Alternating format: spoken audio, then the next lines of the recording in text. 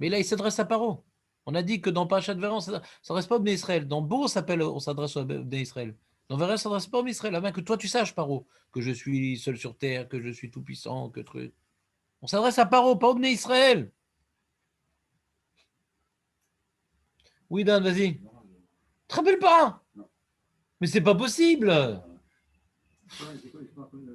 On va faire une commande groupée de Memorex de AliExpress, je comprends pas. Maître Baruch, vous vous rappelez ou pas?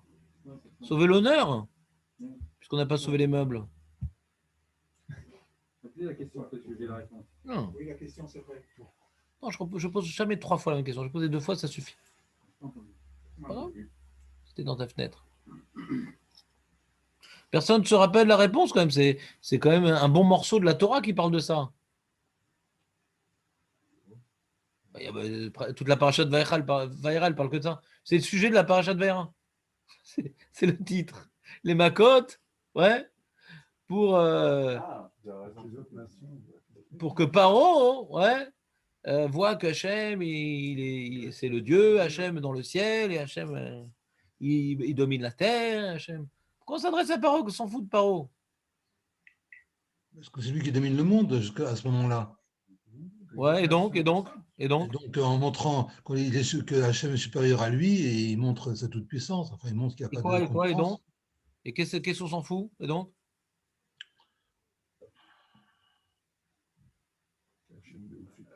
Allons plus loin. Et qu'est-ce qu'on gagne de ça? D'accord. C'est le maître du monde et Asma. Qu'est-ce qu'on a gagné? Qui? Ah, c'est la réponse du Sforno. On n'a pas entendu. Bah oui, bah c'est normal. On ne peut pas tout avoir. Et ça, on peut pas tout avoir. Non, de toute façon, c'est une réponse de David, donc je vais la reformuler pour qu'il advienne.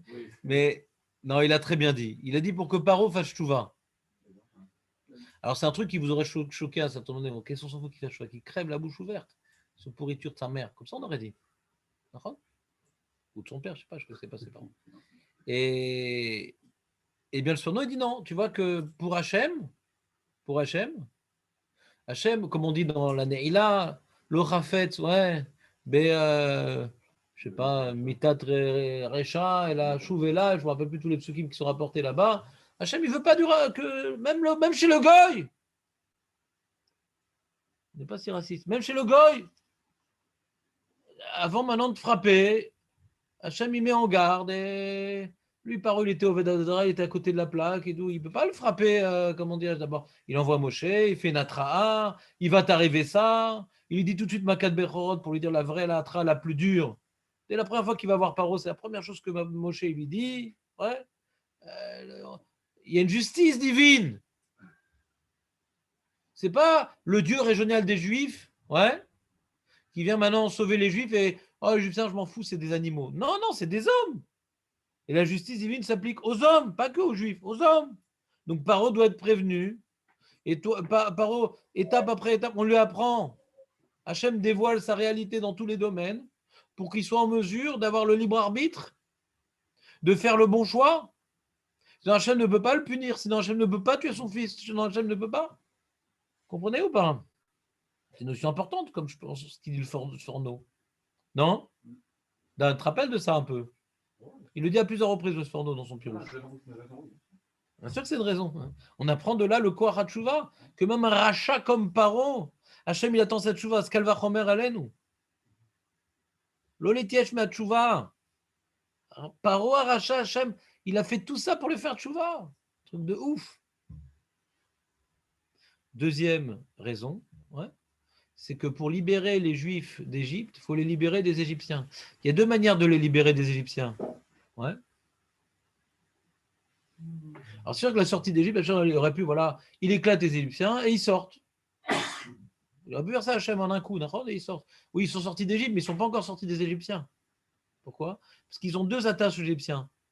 Déjà idéologiques et puis après traumatisantes. Idéologiques, ils étaient influencés par les cultes idolâtres égyptiens. Pour eux, la référence de vérité, c'est ce qui était dit dans le palais en marbre et en or. Ils étaient impressionnés par toute l'aristocratie et la monarchie et l'empereur, l'empire égyptien qui avait pour eux que c'était des esclaves d'une telle machination impressionnante. Et donc, ils ont été impressionnés. Impressionnés. Donc, ils ont cru aux foutaises, aux pensées hérétiques erronées de ces païens. Donc, quand maintenant Paro, il reconnaît, oui, il va dire, oui, Hachem, j'ai fauté, oui, truc, oui, prie pour Hachem pour qu'il arrête et demande à Hachem. Donc, il voit que Paro lui-même reconnaît l'existence divine. Donc, c'est une grande influence sur les Juifs. Comprenez-vous pas ce que je veux dire? Quand maintenant, tu as le pape qui décide de se convertir au judaïsme, ça a une grande influence sur les Juifs, plus que quand moi, je vous raconte un Dvar Torah sur la paracha. Ouais, avec ma barbe et ma kippa, pourquoi tu veux que je parle de catéchisme? Non, c'est le dimanche que je fais ça. D'accord? Donc, quand quelqu'un, maintenant, il représente l'inverse du judaïsme et il reconnaît ses torts, les Juifs qui étaient impressionnés par ce personnage-là vont avoir plus de facilité à recevoir la Emouna. Donc, d'après cette explication-là, c'est une première. Ça vient dans votre sens, ou quelque part. C'est aussi pour la Emouna du Ham Israël. Mais ce n'est pas le Bipchat. Il faut qu'il passe par un goy pour nous- Trump. Si Trump, il dit maintenant, voilà, il fait sa Brit Mila, il se convertit, ça va faire un Kiddush Hashem ou pas? Ouais, c'est tout, c'est comme ça. Si maintenant un goy, qui est goy, et qui représente l'anti-juif, l'anti-hébreu, l'anti-avodat Hashem, l'anti-monothéisme, il reconnaît qu'Hachem est plus fort que ses dieux, bah, ça a une grande influence sur nous, c'est comme ça. Pourquoi? Je sais pas, c'est psychologique. Après, il faut voir dans la psychologie pourquoi ça marche comme ça. C'est pas de ma faute. En tout cas, apparemment, c'est pas converti non plus après. Non, mais il a dit oui, Hachem, prie pour moi, oui, truc, oui. Donc au début, il dit c'est qui ce Dieu, hein, Il peut prier par dépit, il peut prier. oh, mais Chanet, on voit que sous la contrainte, C'est la contrainte. mais peu importe, sous la contrainte, il a dit oui. Au début, il dit ça n'existe pas. Si c'est un couteau sous la gorge, vas-y, regarde. Donc il existe le couteau. Il existe, oui. Donc il existe celui qui tient le couteau. Oui. Voilà. Il n'a pas fait de chouva d'après la deuxième explication. Mais il a reconnu que Dieu, il est plus fort que lui. Il a reconnu. Quoi. Il a déclaré forfait. C'est important. C'est important qu'il ait déclaré forfait. Celui qui se prenait pour un dieu, celui qui... Ouais. Donc ça... C'était une claque pour les Juifs. Ouais, il a reconnu, lui qui se prenait pour Dieu, il allait faire ses petits besoins à l'insu de tous parce qu'il se prenait pour Dieu, donc il ne va pas aux toilettes. Ouais. Jusqu'à cette Makala, les Bnei Israël, ils n'avaient pas forcément une grande éminence vers Hachem. Ouais, bien sûr, il faisait Avodazara. Ça c'est écrit, ça. Ils faisaient encore Avodazara. Ah oui, bien sûr, il faisait Avodazara. Il n'y a que les Lévim qui ont gardé un minimum et qui ont fait la Brit Mila. Les autres, ils ne faisaient même plus la Brit Mila, même Israël. Que dalle. Comme dirait le pauvre, que dalle. Très bien. Bon, c'était un petit rappel, je ne sais pas pourquoi on parle de ça. Donc oui, parce qu'on parlait de la dernière Maca. Oui, la dernière Maca, elle était différente des autres Macotes. Alors, pourquoi elle est différente de la dernière Maca des autres Macotes? Parce que le Bnei Israël aussi était concerné par ça, aurait pu être touché. Les Bnei Israël auraient pu être touchés. Pourquoi ils auraient pu être touchés? C'est pour punir la Vodazara. C'était pour punir la Vodazara. Et donc, à partir de ce point-là, on a expliqué dans la Haggadah hein, que Lo aliédé Malar, Velo aliédé Sarah, Velo aliédé Shaliach, c'est un dévoilement de l'unicité divine. Alors qu'on aurait pu, que d'après les Ovdei Avodazara, chaque force est parcellisée dans une réalité bien distincte. Il y a le dieu de la fertilité, le dieu de la guerre, ouais. L'idole des jeunes, ouais. Toutes sortes de Johnny, toutes sortes de divinités bien sectarisées. Et on pourrait se tromper aussi au sujet d'Hachem. Il y a des anges, il y a Shmalar, il y a Shaliar, Saraf. Ouais. On a expliqué que d'après le texte de la Haggadah, hein, on a l'impression que le Saraf, c'est celui qui punit. Le Shaliar, c'est celui qui, comment dirais-je, est amendé à régler le problème de la Vodazara, à détruire la Vodazara. Ouais. Et le Malar, c'est Malar Hagoel, celui qui protège l'âme Israël. On aurait pu croire. Enfin, ça peut se passer comme ça. Mais là, Hachem, il n'a pas voulu prendre d'intermédiaire pour justement dévoiler son unicité. Qu'il peut incarner au même moment dans Makat Bachorot le Malar Hagoel et le Soref Ta Mitzrim. Chose que dans la Vodazara, on ne peut pas incarner et le bien et le mal. Ou tu es un dieu, ouais, on s'attend au pire, ou tu es un ange bénéfique. C'est quoi Chagar, Shaliyah. C'est le représentant de Dieu, représentant de l'unicité. Et donc, c'est lui qui est venu liquéfier les statues. On aurait pu envisager. Non! Annie! Tu vois dans le terme Lagada, tu as vu dans les textes Lagada comment c'est écrit? J'ai une preuve de mon pirouche. J'ai pas vu écrire ce pirouche, c'est un pirouche que j'ai pondu, mais c'est écrit dans l'Agada, ça. Hier, vous avez dit que Shalia, c'était l'ange Matatron. J'ai pas dit, c'est le Rabbeinu Bechaye qui a dit. Ah, C'est bizarre, t'as un truc extraordinaire de retenir ce que je dis pas. je l'ai écrit. Vous l'avez Oui, dit. mais Je peux j'ai pas évoqué. l'inventer, je peux pas l'inventer. Oui, j'ai évoqué cette explication. Mais c'est pas celle que j'ai partagée. Est-ce qu'il s'appelle Métatron parce qu'il est près du trône? Bon, Samuel, mode avion, s'il te plaît. Ça fera plaisir. Je t'enverrai un steward. Et Fosé.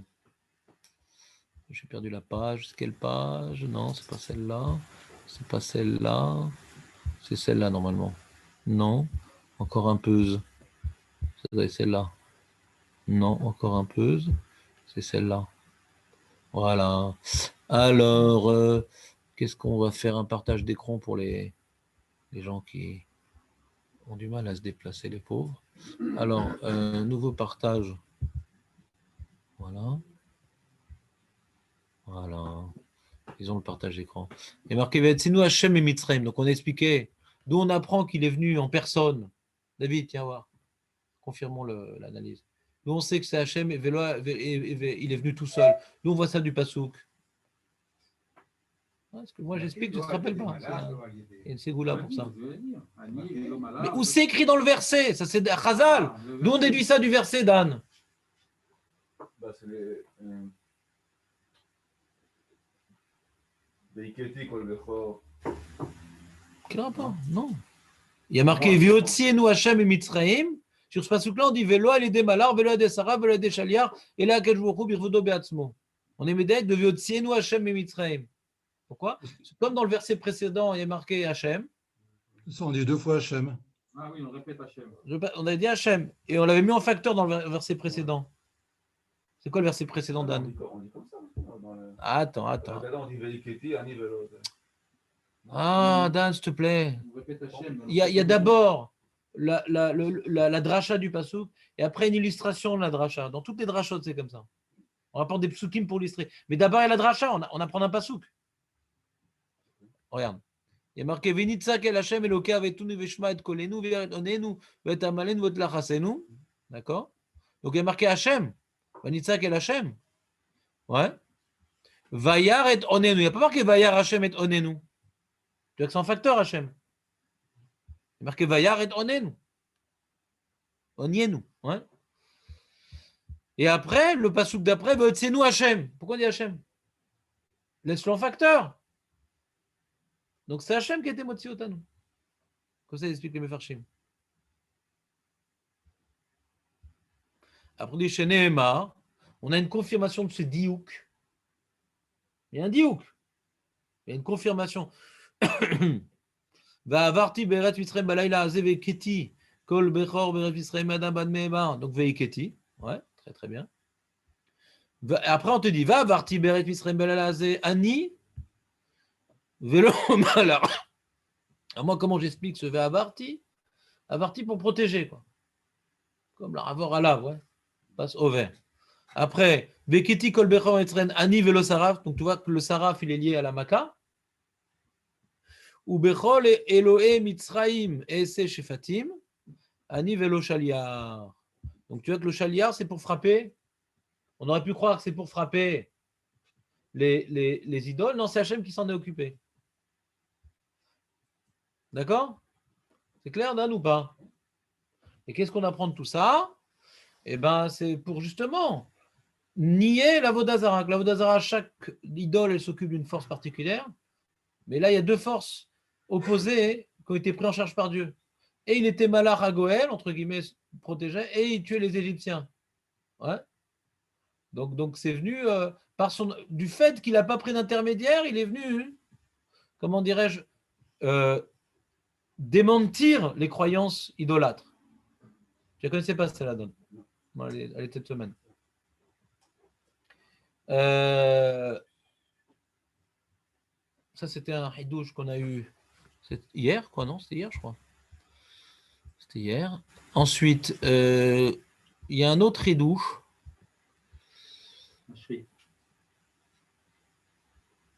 Non, ça ne va pas le refaire. Ça ne va pas refaire tous les jours la même chose. Non, on ne va pas le refaire. Ouais, on ne va pas le refaire. Tous les jours la même chose. Vous avez commencé. Ça, je vais mettre en boucle. Hein? Vous avez commencé à appeler. Non, ça parce que c'était lié à ce qu'on est en train d'expliquer. Makat Bechorot, il a demandé, Léon, pourquoi dans cette Maca précisément c'était sans intermédiaire? Parce que c'est une Maca contre la Vodazara.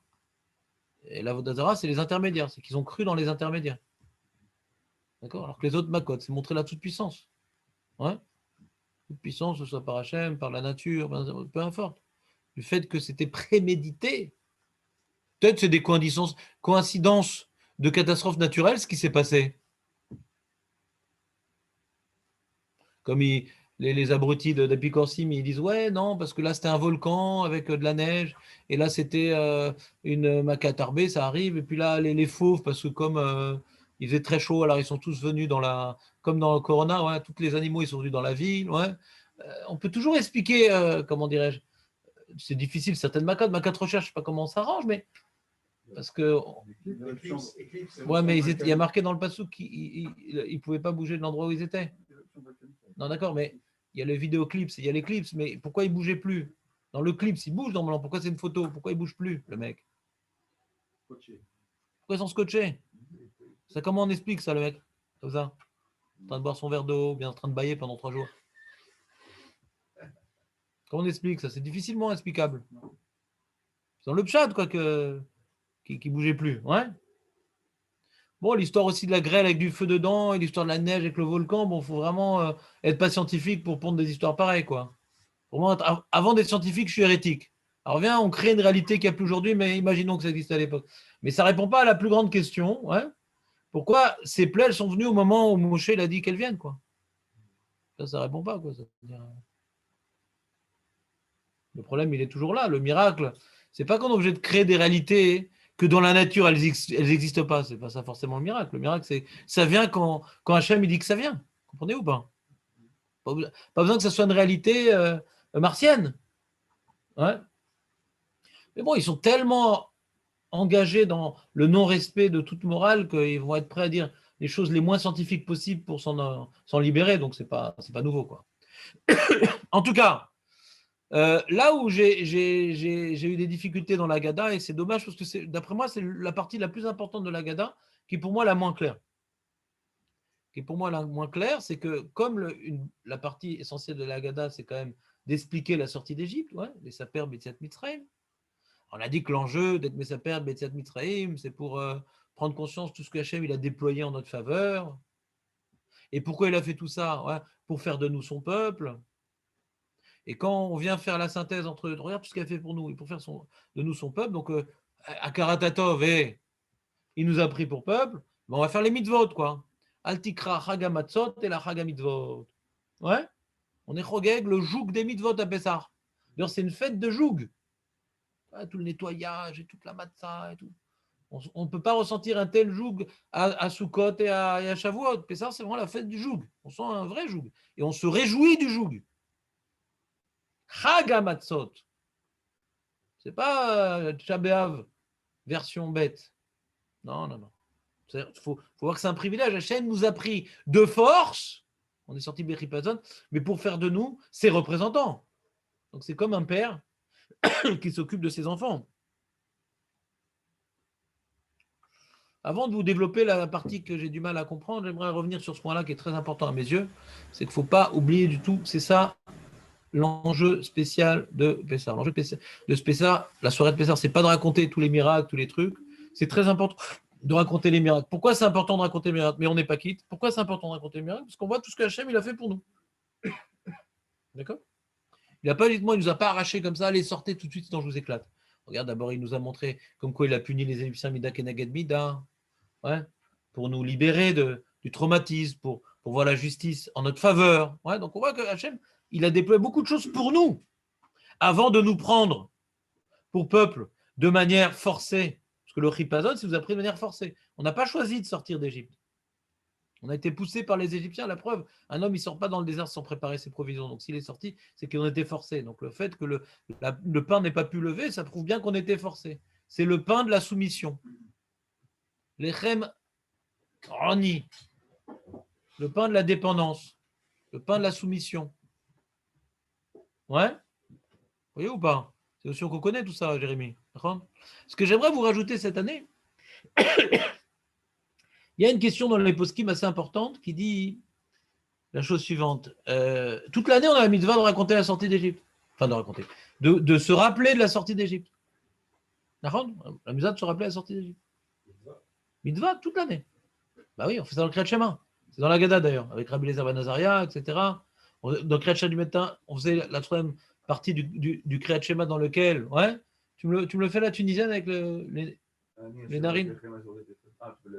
Vas-y, fais-le, attends qu'on profite. Il n'est pas honte, Dan. Dan. Lève le drapeau tunisien. Voilà, lève le drapeau avec des taches toutes vertes. Nettoyer la boucha. Vas-y. Donc, Ani Hachem. Elokechem. C'est magnifique, c'est le message de la Gada. Les sorties d'Égypte pour être votre Dieu. Donc, quelle différence à Pessah? On le dit toute l'année. Question terrible. On le dit toute l'année. Maefdel. Même pire que ça. On le dit même à Arvid, non? C'est ça qu'on dit dans la Gada. Il a réussi à prouver que c'est l'Iskor, dit ça, Filou Balelot. Donc, le soir de Pessah, on est déjà quitte. On est déjà quitte de se devoir là. Qu'est-ce que tu veux maintenant? Qu'est-ce que tu prends la tête? Je suis quitte, c'est bon. Si c'est ça l'enjeu, je suis quitte. Comment? Après ça, on le vit. On le vit.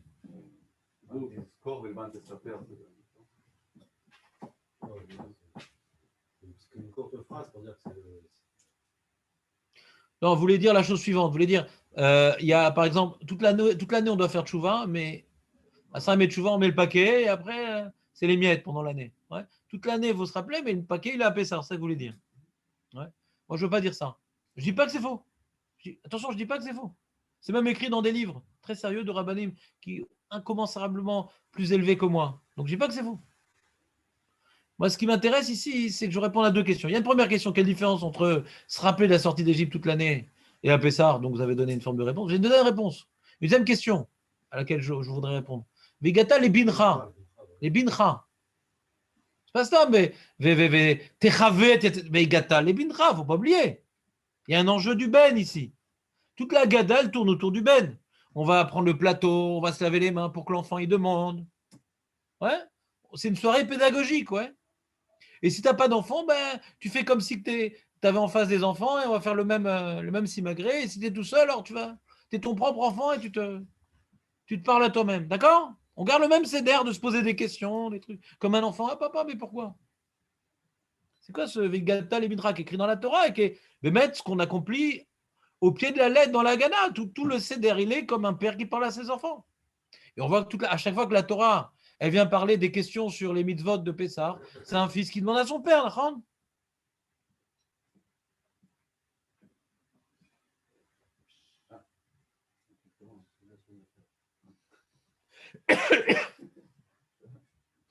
Comprenez la question ou pas? Donc il y a deux mitzvot dans la Torah où le père il s'occupe des enfants. Ouais. Il y a la Gada de Pessah et la Mitzvah Trinour. D'accord? L'enfant en général il n'est pas tour des mitzvot, quoi. Hein. On s'en occupe pas, hein? Vous suivez ou pas? Gada de Pessah, on s'en occupe. Mitzvah Trinour, bien sûr, on s'en occupe. C'est quoi la Mitzvah Trinour? Quand tu regardes dans la Gemara, les poskim, Shulchan Mitzvah Trinour, bah voilà, tu montres à l'enfant comment tient un lulav, tu montres à l'enfant comment on met les tefilines, tu montres à l'enfant les prières qu'il doit dire, tu lui apprends le côté technique des mitzvot. C'est la Mitzvah Trinour. Côté technique des mitzvot, c'est le Trinour. Pour que quand il sera grand, il saura faire.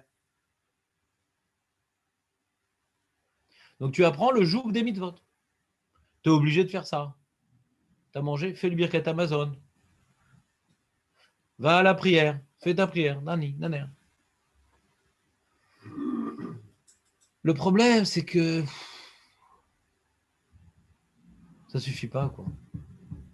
Si quelqu'un, maintenant, il veut élever un touki et que un perroquet, ouais, ou un chien, d'aveugle, ouais, et qu'il y a une certaine, comment dirais-je, il n'a plus sur le marché, il dit bon, je vais faire un gosse. Non, c'est pas pareil. C'est pas de l'élevage, un enfant.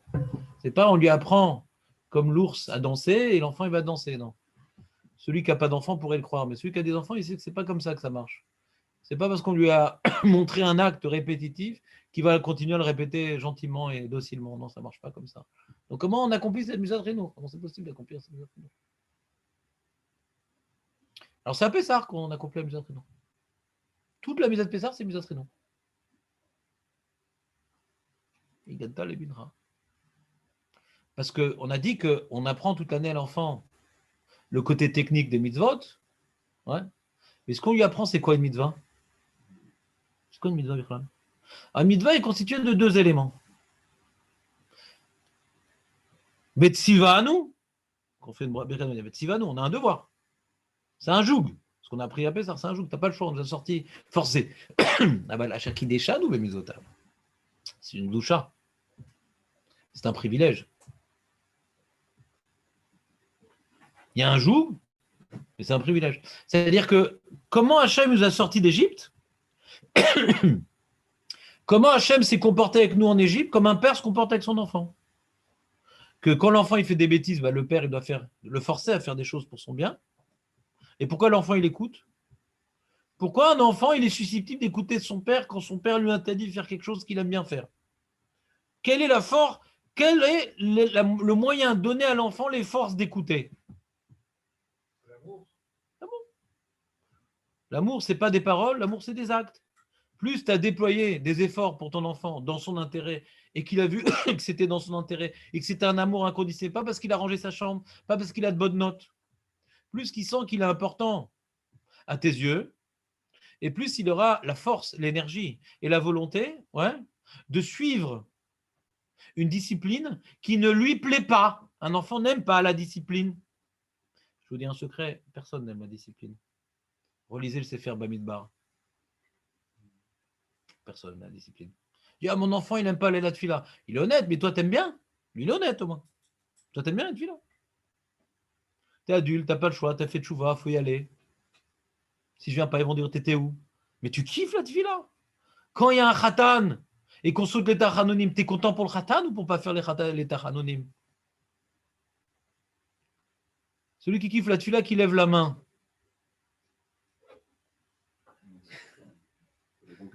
Chazak. Ouais, surpris. La mida et le schéma. Ouais, il y a des jours où ça marche. Mais c'est souvent un hall, quoi, la tefila. Il y a des jours, Shabbat, j'aime bien.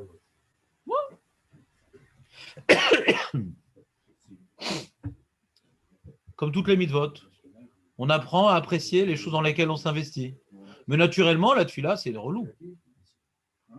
Naturellement, c'est relou, la tefila. Tu lis un texte, en général, tu ne comprends pas tout. Ouais, c'est long.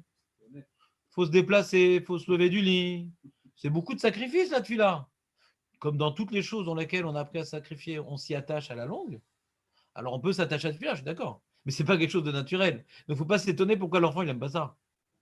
S'il aime ça, il est fou, le gosse. Il n'est pas normal, quoi. Il faut aller voir un psy, quoi.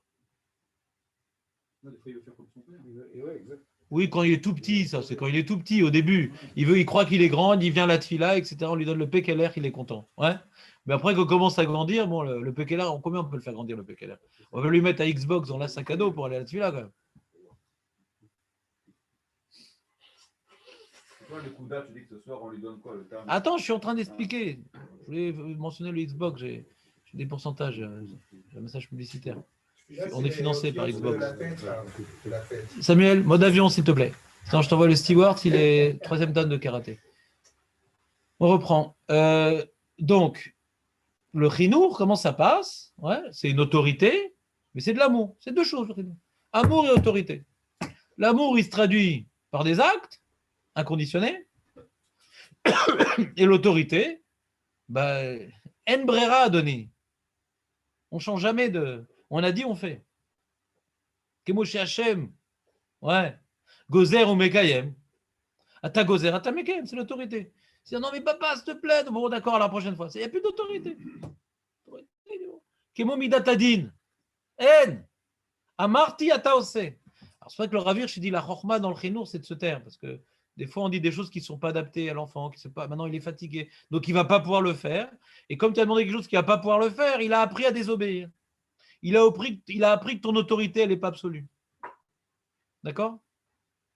Donc, il faut bien réfléchir avant de demander quelque chose à un enfant et lui apprendre à obéir à l'autorité, parce que s'il n'est pas en mesure de le faire, il a appris à désobéir. On a fait exactement l'inverse. Donc, Agajorou, qu'est-ce qu'il a fait en Égypte? Très simple. Il a fait des macotes, ouais, pour frapper nos. Il y a une notion d'injustice et tout. Là, on voit la justice, enfin.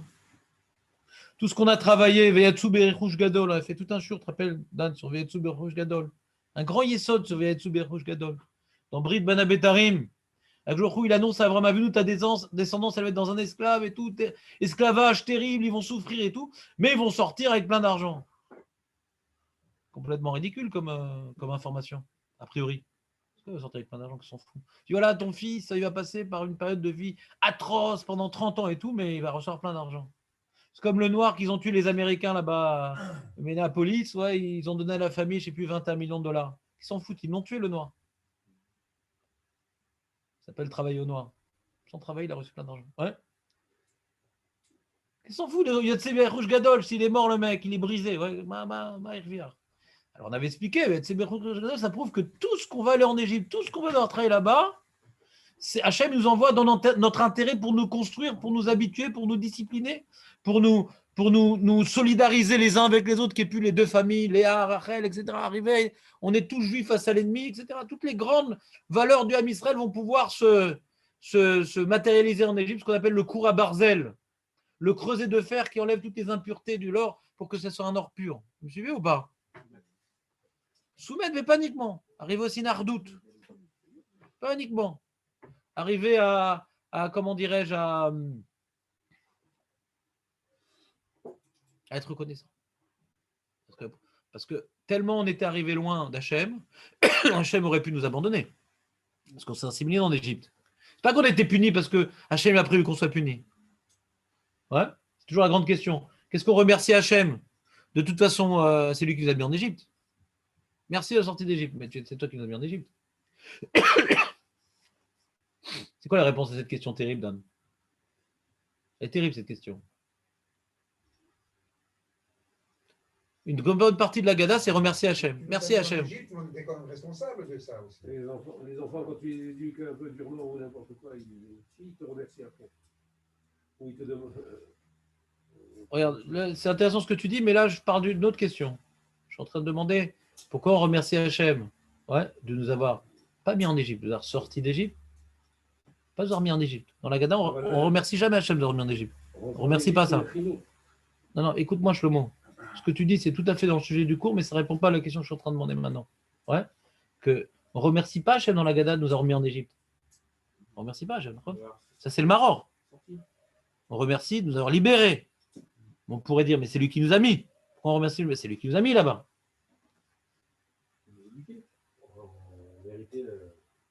On méritait de descendre. Ah, mais comment on méritait? Hachem, il avait déjà prédestiné l'âme Israël à descendre en esclavage et de souffrir. C'est quoi on méritait? Il est où comment ça marche? Alors, je veux dire, un grand yesod, pas très connu, mais après qu'on l'ait dit, il est pas shoot meod, ce yesod-là, que toute la Torah, jusqu'au moment où on l'a réussi, toute la Torah, depuis Adam Arishon, jusqu'à ce moment-là, vient prouver ce qu'un homme devient sans Hachem. Un homme livré à ses propres forces, qu'est-ce qu'il devient tout seul? Qu'est-ce qu'il devient tout seul? C'est-à-dire que quand maintenant, Yaakov, il est descendu en Égypte avec ses enfants, et que les tribus, donc comment dirais-je, la Shrina qui passait par l'image de Yaakov a disparu, quand il est niftar et ses enfants sont disparus. Donc ils étaient livrés à eux-mêmes. Ils avaient pu les représentants spirituels pour les reconnecter avec eux, donc ils étaient livrés à lui-même. Un juif livré à lui-même, ouais, finit esclave de son Yetzera. Sans la Torah et sans les tzadikim, on devient des esclaves du Yetzera. Ah, c'est quoi notre faute? C'est pas une faute, c'est une réalité humaine. Réalité humaine. Quand on n'a pas ni la Torah ni les tzadikim, on tombe dans la vera. Ça nous dévoile la réalité de l'homme sans la Torah et les tzadikim. Ça dévoile la réalité de l'homme. Donc maintenant, que Hachem nous ait sortis d'Égypte, on le remercie, parce qu'il nous a sortis de notre condition d'homme. On a fauté parce qu'on est des hommes, on n'avait plus le tzaddik, on n'avait pas reçu la Torah. On a fauté, mais qui a fauté? C'est nous qui avons fauté. Hachem ne nous a pas forcé à fauter. Non, pas du tout. C'est un privilège de recevoir la Torah. Sans la Torah, on faute. Mais il ne nous a pas forcé à fauter.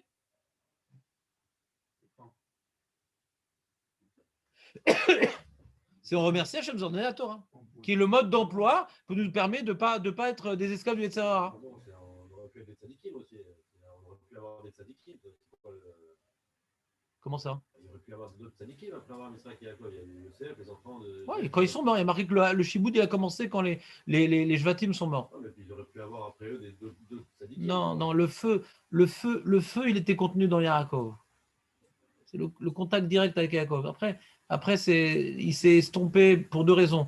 Il n'y avait plus de contact direct avec Yaakov, ceux qui ont été éduqués directement par Yaakov, et l'influence égyptienne. Ces deux paramètres se sont combinés pour faire. Un homme ne peut pas lutter contre les influences extérieures. On n'aurait rien pu faire. Non, on n'aurait rien pu faire. Mais on remercie Hachem de nous sortir. Peut-être que comme il y a eu un accord, il aurait pu te voir un autre accord. Comment ça? Moi, c'est impossible qu'il y ait eu d'autres. Sans Hachem, il n'y aurait pas eu Yaakov. Sans l'intention divine. C'est ce qu'on a dit, Arami Oved Avi. C'est le début de la Gada. Sans Hachem, il n'y aurait pas eu Yaakov. Yaakov, ça peut être le plus grand sadique du monde, ouais. Si Hachem n'avait pas sauvé Yaakov de Esav, s'il n'avait pas sauvé de Lavan, ouais. On voit dans les listes, au début de la Gada, Arami Oved Avi. Qu'est-ce qu'on voit comme notion? On nous parle de Lavan, de trucs. Yaakov, qu'est-ce que ça fout dans la Gada? Nous, on est dans la Yetzet Mitraïm. Pourquoi on nous rappelle cette histoire-là, précisément? On a expliqué qu'il y a beaucoup de points en commun entre la sortie de Yaakov de la maison de Lavan et la sortie d'Égypte. Puisque là-bas, il a été esclave, Yaakov, chez Lavan. Il a travaillé nuit et jour. Ouais. Il a bravé la chaleur, le froid. Il n'a pas été payé. À la fin, il a dû se battre pour obtenir son salaire. Veyatsa Berechouj Gadol. Il est sorti terriblement enrichi, de manière miraculeuse, par la volonté divine de l'ange qui a dit quel type de bête choisir dans la répartition du salaire. Et après, il a fui. Bechipazon. Ou Yatsa Bechipazon. Au bout de 3 jours, Lavan en a été informé. Comme Paro, au bout de 3 jours, il en a été informé que les Hébreux ne reviennent pas sur leurs pieds, sur leur chemin. Et au bout de 7 jours, Lavan a atteint Yaakov. Au bout de 7 jours, Paro, il a atteint les Bnei Israël. D'accord? Pourquoi il y a ces clins d'œil dans la Torah entre la sortie d'Égypte et la sortie d'Yaakov? Pour nous apprendre que la même notion qu'on apprend dans la sortie d'Égypte, il y avait déjà dans Yaakov. La manière qu'en sortant d'Égypte, on a pris conscience que sans Hachem, on ne serait pas sorti d'Égypte, qu'on dépend entièrement d'Akadosh Baruch Hu. Sans Hachem, on n'aurait pas eu cette richesse. Sans Hachem, on n'aurait pas eu cette Torah. Ben, sans Hachem, Yaakov, il serait resté tout le temps chez Lavan. Ou même autre. Ah non. Silencieux. Il n'est pas là toute la semaine. Mais Ça contredit ce que vous venez de dire. Faut casser. Non, casser, je peux pas encore. Fidéliser les choses.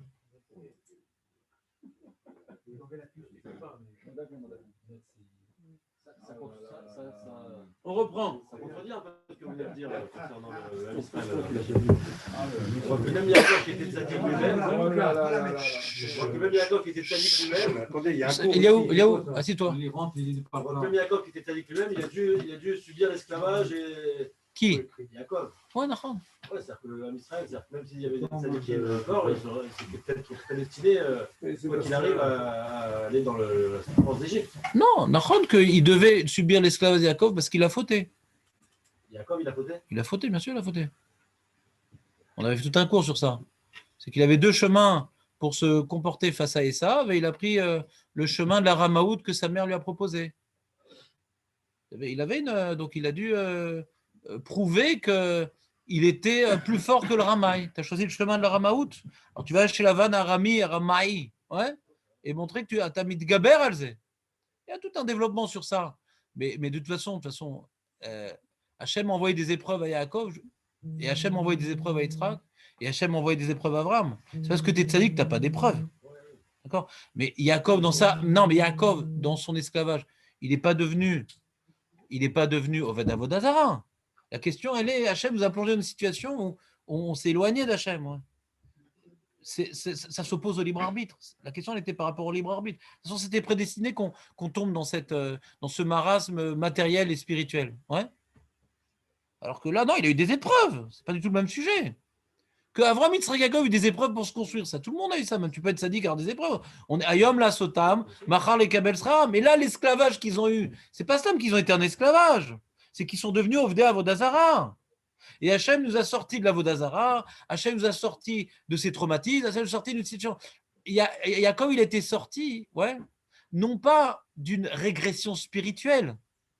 Hachem, il était sorti, ouais, d'une menace, ouais, matérielle et corporelle, mais pas d'une régression spirituelle.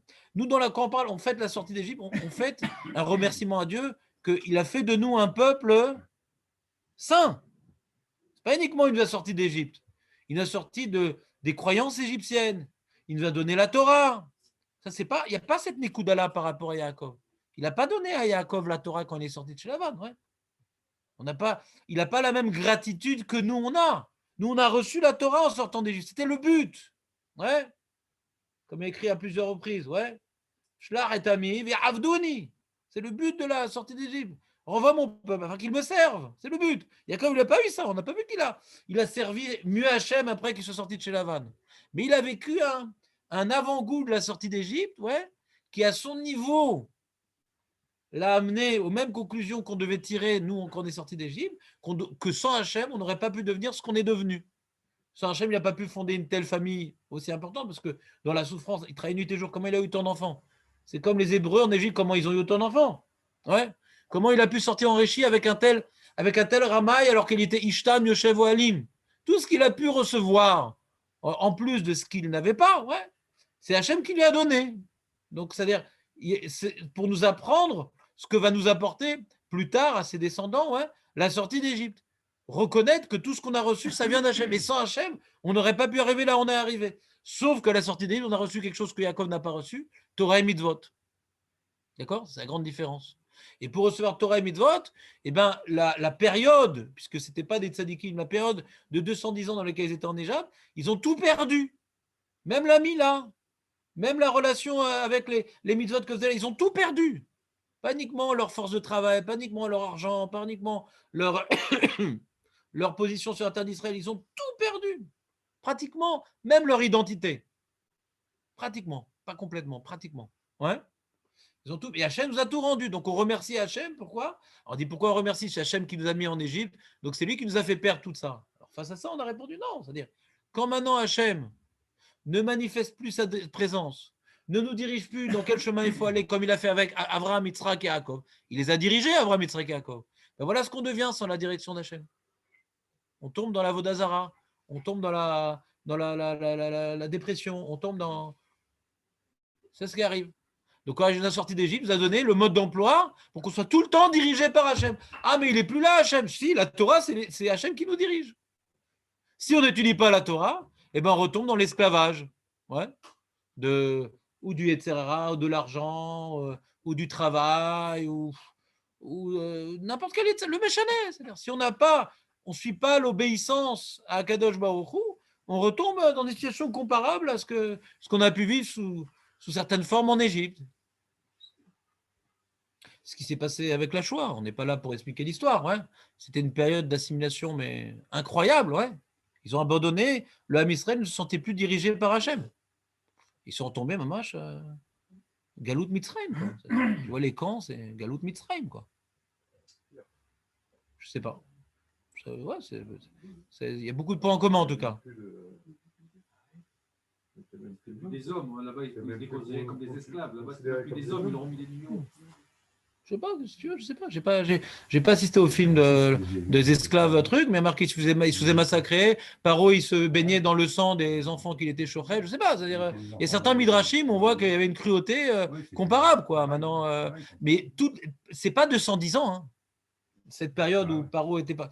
On a vu dans le Ramban, c'est une petite période, ouais. C'est une petite période. C'est pas pendant 210 ans. Il y a eu des hauts débats, mais une période, je pense, qui était comparable à la Shoah, quoi. D'être chauffé des enfants pour prendre un bain, ouais. Ça, ils l'ont pas fait, nazis. Ils ont fait du savon, du truc, mais c'est assez comparable, quoi. C'est-à-dire, c'est du rien du tout, les Juifs, c'est du rien.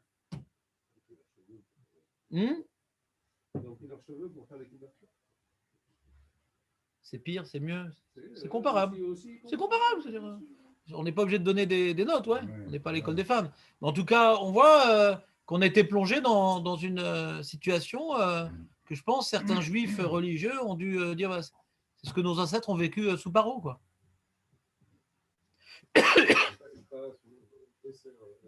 Résumé. Résumer la question. La question était de savoir pourquoi on remercie Hachem de la sortie d'Égypte. C'est lui qui nous a mis là-bas. Ouais. Alors, premièrement, c'est pas lui qui nous a mis là-bas. Hachem a dévoilé à Avram Avinu qu'au fil des générations, on va s'éloigner de lui. Donc, inévitablement, ouais, s'éloignant de lui et de ses voies, eh ben, on va être amené à se perdre. À se perdre et à s'assimiler. C'est quelque chose de. C'est pas Hachem qui a créé ça. On s'éloigne de lui parce que c'est Hachem qui a poussé qu'on s'éloigne de lui. Je sais pas. C'est pas évident. On voit dans le Navi Echeskel qu'on présente l'âme Israël qui a fauté en Égypte, qui s'est mélangé avec l'Égyptien. On voit qu'il y a une faute de l'âme Israël. Il s'est éloigné. L'âme Israël s'est éloigné. Il s'est assimilé en Égypte. C'est quel pérec déjà dans Echeskel? C'est Kaf. Il y a tout un pérec dans Echeskel. Ils n'ont pas dit qu'ils ont gardé leur langue, ils ont gardé leurs habits, Ouais. leur machin. Oui, C'est pas un. Et Asma. Est-ce que c'est une contradiction ce que je suis en train de dire? Ils avaient On pas- s'appelle- dirait- et la Brit Mila, on dirait- on qu'est-ce qui est dirait plus qu'il y a un important? effort quand même de pas s'assimiler. Attends, le Streimel, c'est plus important que la Brit Mila? Je n'ai pas compris. Non. Ils ont gardé leurs habits, mais c'est plus la Brit Mila. Je n'ai pas compris ce que tu dis. On le dit, on le dit. C'est la mitzvah qu'il a donnée à Avram Avinu. Il ne faisait pas la Brit Mila. C'est la seule mitzvah officielle qu'ils On le dit avaient. de façon positive, en disant, on comprend. Tu ne vois pas que ça n'a rien à voir ce que tu dis. Je suis en train de parler d'Averot et tu es en train de parler de ne pas s'identifier aux Égyptiens. Mais je parle d'Averot. Ils n'avaient plus la Brit Mila. Ils faisaient Avodazara, ils avaient des petites statuettes. Ils l'ont fait ou ils ne l'ont pas fait? Ils l'ont fait ou ils ne l'ont pas fait? Ils ont fait Avodazara. D'accord? Donc tu te permets, ils ont gardé le Streimel. Il a fait. Donc on pouvait les distinguer des Égyptiens. C'était des Juifs chilonim qui ne ressemblaient pas aux Égyptiens. C'était des chilonim. D'accord? Mais c'est le sujet. Je suis en train de parler qu'ils sont fautés. Je ne sais pas pourquoi tu me parles des vêtements. Je leur trouve Mais on n'est pas en train de les juger. On est en train de. lutter David, contre on n'est pas en train de les juger. On est en train de rapporter ce que disent les sages. Dis pas ça. Qu'est-ce que tu racontes là? De quoi tu parles? On est en train de dire ce que nous enseignent les sages. Ah non, mais il ne faut pas dire du mal sur eux. Quel rapport? Non, j'ai pas dit Mais quel rapport? Le fait d'avoir fait ces. Bon, c'est bon, David, c'est bon. Merci. Excuse-moi, mais. Non, c'est pas le sujet. Si on le mentionne, ça veut dire quelque chose. Oui, mais c'est peut-être un autre Faut sujet. qu'on apprend quelque Mais chose. tu sais que la matzah, elle est croustillante, mais c'est un autre sujet. Et on le mentionne. Moi, je leur trouve des côtés positifs. Oui, mais d'accord, on a compris ça. Nous aussi, mais c'est pas la même chose. David, quand tu es à côté de la plaque, tu as le droit, ça m'arrive, mais n'insiste pas. Ça m'arrive aussi d'être à côté de la plaque. Tu n'es pas seul dans ce cas-là. Donc, est-ce que Jérémy il a pu entendre sa réponse entière? Je ne sais pas. Essaie de me laisser finir la phrase jusqu'au bout. Ce serait sympa, comme ça, Jérémy pourrait écouter la réponse jusqu'au terme, et vous aussi. C'est que c'est un sujet assez fin, assez profond, assez compliqué, ouais, qui est le libre arbitre, la destinée du Ham Israël prévue d'avance. Alors, on a l'impression que tout est prévu d'avance, tout est le Mouktoub, etc. Alors, j'expliquais, oui, c'est prévu que quand on s'éloigne d'Hachem, Hachem s'éloigne de nous. C'est prévu. C'est quelque chose qui restera jusqu'à la fin des temps. C'est ce qui s'est passé en Égypte. On s'est éloigné d'Hachem, donc Hachem s'est éloigné de nous. Et malgré le fait qu'on se soit éloigné d'Hachem, Hachem s'est rapproché de nous parce qu'il a vu qu'on arrivait à un moment un point de non-retour dans notre assimilation.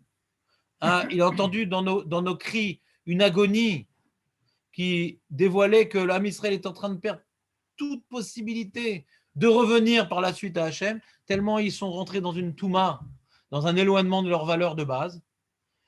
Parce que l'âme Israël n'avait pas d'une chose, l'idéalisme. Il y avait toujours cet esprit idéaliste de l'âme Israël, mais sans acte. Ouais. Donc on voit cette abnégation pour protéger les uns les autres, Shifra, Poua. Ouais. Il y avait un idéalisme dans l'âme Israël, mais sans acte, assimilé. Et donc après que Hachem, donc il s'est rappelé, entre guillemets, de la bride Ben Abetarim, de l'alliance des morceaux. Il dit, bon, maintenant, le Ham Israël, ouais, il a appris à vivre l'absence divine préméditée. C'est bon maintenant. Maintenant, je vais réapparaître dans leur destinée et je vais les sortir de l'obscurité dans laquelle ils se sont plongés. D'accord? C'est comme un père, son fils, il veut faire des ch'touillottes. Il veut acheter un téléphone comme ci, il veut s'habiller comme ça, il veut fréquenter ci, il veut fréquenter ça, etc. Le père, il dit rien, il laisse faire. Il voit que ça sert à rien, il n'écoute pas, c'est un adolescent. Il laisse faire, il laisse faire. Le gosse, il arrive à la police, le balagan, il se prend des coups, etc. Donc le père est complètement désemparé, le fils complètement désemparé. Donc il revient, papa, aide-moi, il y a besoin d'une caution, la police. Si, aide-moi, sauve-moi. Pas encore, il n'est pas encore arrivé à comprendre. Parce qu'une fois je l'ai aidé, ça n'a pas marché. Alors attends encore. On attend. On continue, on ne lui crie pas dessus, on ne l'insulte pas. S'il veut manger à la maison, il mange à la maison, il n'y a pas de problème. Mais il arrive à un écœurement de lui-même. Ouais.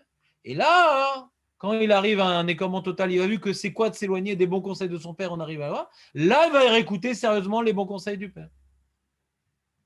Et il va avoir un karatatov, que son père, au moment où le fils sera en mesure de reprendre la bonne voie, qui dit que le père, il est obligé maintenant d'être au service du fils. Ouais. Le patron, il dit, attends, t'as glandé pendant des années dans mon bureau, je te renvoie et je te rembourse jamais plus. Un patron, il s'en fout. Le fils, il a décidé de se reprendre, que le père accepte à ce moment-là de tendre la main, de tout lui redonner. Alléluia. Alléluia. On fait le Hallel. On est... Comment? Non, ça, c'est le balel alors. Tu comprends, Jérémy, ce que je veux dire? Il y en a Karatatov, que le père accepte son fils après toutes ces ch'tuyotes. Il y en a Karatatov. Et cette joie-là, on doit la revivre à Yom Kippour chaque année.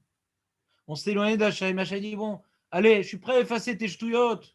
Tu veux, chaque année, on a cette joie-là, que Hachem est un père pour nous et qu'il est prêt à effacer une ch'tuyotes si vraiment on a compris la douleur des ch'tuyotes. C'est ça le inouï.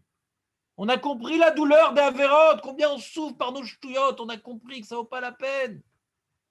Ah, tu as compris que c'est ch'tuyotes, tu as compris que ça te fait du mal tout ça, que le bon mode de vie que je te propose à Torah, c'est ça le bonheur? Oui. Ah, yallah.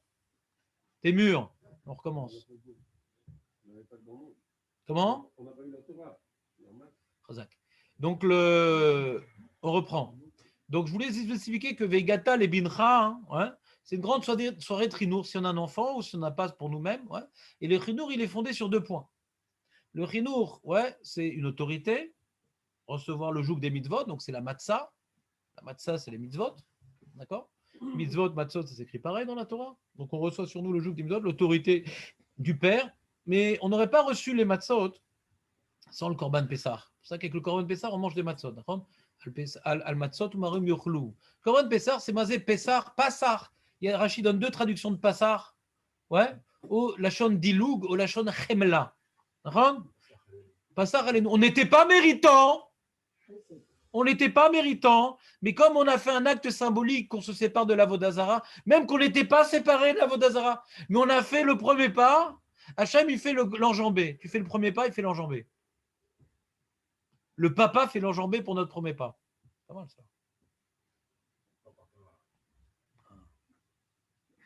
T'as compris ou pas, Dan? On n'était pas méritant. Passa chamal alenu. Donc on a vu que c'est un papa. Ou chamal alenu. C'est ce qui lui a donné la force, de subir la contrainte de sortir par le roi qui te presse. Après que le père t'a montré, tu méritais une grave punition. Tu as fait un truc terrible. Mais où? Il n'a pas fait cas, comme dit le père. Il a fermé les yeux. C'est ça le Coran de Bézard. Il a fermé les yeux sur notre véritable état. Voyant la mansiétude divine, voyant la clémence divine, voyant donc sa compréhension et son amour, on a pu se jeter dans le ripazon des mitzvot, plus facilement. Vous comprenez ce que je veux dire ou pas? L'un entraîne l'autre. C'est pour ça qu'au moment du Korban Pessah, on devait manger ma matzah. Alors, la matzah, elle n'avait pas encore de sens à ce moment-là, parce qu'on n'était pas encore sorti dans la précipitation. La matzah n'avait pas encore de sens, on n'était pas encore sorti. Pourquoi manger la matzah? Parce qu'on est sorti dans la précipitation. Alors pourquoi la veille au soir, dans Makat Bechorot, on mangeait déjà de la matzah? La raison de la matzah n'avait pas lieu d'être. Question du Ramban, du Maharal, de tout le monde, du Beth Halevi, question que personne ne peut oublier. Tu te rappelles cette question, Jonathan? Peut-être ton nom est personne. Pourquoi on mange la matzah? Parce qu'on est sorti en précipitation. Alors pourquoi le Korban Pessar des Hébreux dans la Makat Bechorot, ils ont mangé de la matzah? Al-Matzot ou Marim Yochlou. Pourquoi ils ont mangé la matzah? Hein? En même temps, La matzah. Pourquoi on mange la matzah avant de sortir dans la précipitation? Au moment du Corban Pessar, c'était déjà signé qu'on allait. Et c'était pas écrit qu'on allait sortir dans la précipitation. C'est pas écrit encore. C'est pas annoncé. C'était pas annoncé. S'il y a marqué vous allez sortir de la précipitation, donc manger la matzah, pas de question. Comme ça, le Maharal, il veut expliquer. Il veut faire une ukimta dans les psukim. Que la matzah, c'était pour les prévenir de ce qui allait se passer le lendemain, qu'ils allaient sortir dans la précipitation pour pas qu'ils viennent interpréter que la raison pour laquelle ils sont sortis dans la précipitation, c'est un hasard parce que Paro, il était excité. Non, non, c'est un projet divin. C'est porteur de sens, cette sortie. Donc, il a dû les préparer à la veille qu'ils allaient sortir dans la précipitation. Comme ça, il dit le Maharal. Mais dans le pshat, c'est pas écrit. Il aurait dit plein de choses à Rosh Chodesh Nissan, mais ça, il l'aurait pas dit dans le pshat. Ça manque. Après le Maharal, on aurait dû le dire ça aussi. Il est marqué, il leur a annoncé qu'ils allaient prendre les bijoux, il a annoncé plein de choses. Pourquoi il n'a pas dit qu'ils allaient sortir en précipitation? Ça aurait été bien. Ça n'a pas écrit. Donc moi, je vous explique comme le Beth Alevi. Le Beth Alevi, il dit que le fait de manger la matzah avec le Korban Pessar, ce soir-là, alors qu'il n'y avait pas de raison de manger de la matzah, on ne savait pas encore pourquoi on la mangeait. Donc qu'est-ce qu'elle incarnait, cette matzah-là? Une mitzvah, une subordination, tout simplement. Le Korban Pessar comprenait. C'est pour nier la Vodazara. La matzah, pourquoi? Le Maran comprenait, parce qu'on sort d'une amertume. Ouais, on sort d'une amertume. Mais pourquoi on mange la matzah? C'est quoi cette matzah? Qu'est-ce qu'elle fout là, celle-là? Pourquoi on mange la matzah? On est en train d'être libérés, on est en train de manger comme des pauvres. Qu'est-ce qu'elle fout là? D'après certains Mefarshim qui mangeaient de la matzah en Égypte. Pourquoi on nous fait manger de la matzah maintenant? Ma Corée. Qu'est-ce qu'elle vient faire là? Ben, mon fils, tu manges. Mais pourquoi tu manges? Donc la matzah, elle est venue représenter le joug des mitzvot. Tu comprends, Dan, ce que je veux dire ou pas?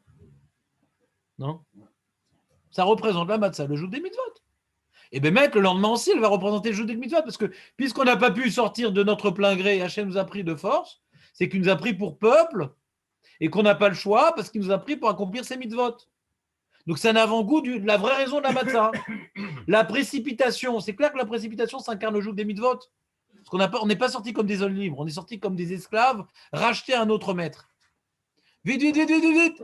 Hop, hop, 1, 2, 1, 2, 1, 2. Et bien Israël, sortez, sortez. On n'a pas eu le choix de sortir.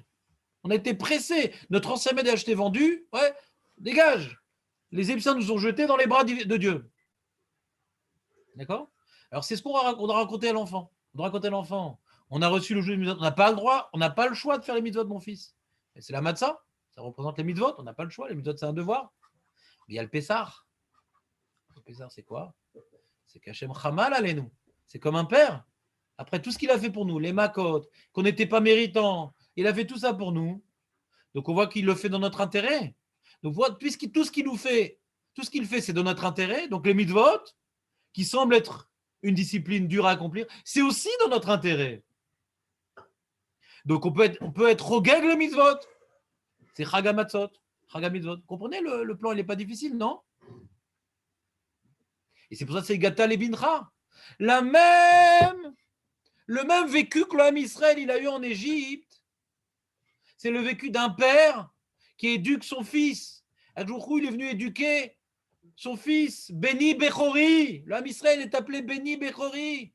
Quand Moshe il vient pour la première fois parler à Paro, il dit Béni Bechori. Relâche mon Béni Bechori. Il est présenté comme étant le fils d'Akadosh Baruch. Il est en train d'être Mechaner, son âme Israël. Il lui montre son amour et lui impose de faire les mitzvot, mitzvot trinour. Donc nous aussi, on doit maintenant vivre les mitzvot comme étant quelque chose transmis par un père clément. Donc si on a un fils, on va lui montrer qu'on est sorti d'Égypte pour accomplir les mitzvot, avec le msuki, avec toute la bonne nourriture et toute la fête, toutes les chansons. On va associer aux mitzvot un caractère agréable. On aime les mitzvot, on se réjouit des mitzvot. Donc vegata les bincha. Il faut donc enseigner les mitzvot comme un père à son fils. Et si on n'a pas de fils, il faut s'enseigner les mitzvot comme un père à son fils. Vous comprenez ce que je veux dire ou pas? Oui. C'est pas du tout comme ce qu'on dit dans Kriyat Shema. Kriyat Shema, c'est dur. Ani Hashem Elokechem, celui l'Éternel votre Dieu qui vous sortit d'Égypte, ouais, pour être votre Dieu. Ani Hashem. On voit pas le côté du Père. Ani Hashem Elokechem. On voit le devoir, les tzitzit qui représentent le joug des mitzvot. Tu as 613 mitzvot. Ouais. Tu dois maintenant les mettre sur ton corps, couvrir ton corps de mitzvot. C'est le vêtement officiel du serviteur de Dieu. C'est le joug des mitzvot. Mais pas la simcha du joug des mitzvot qu'on a toute l'année.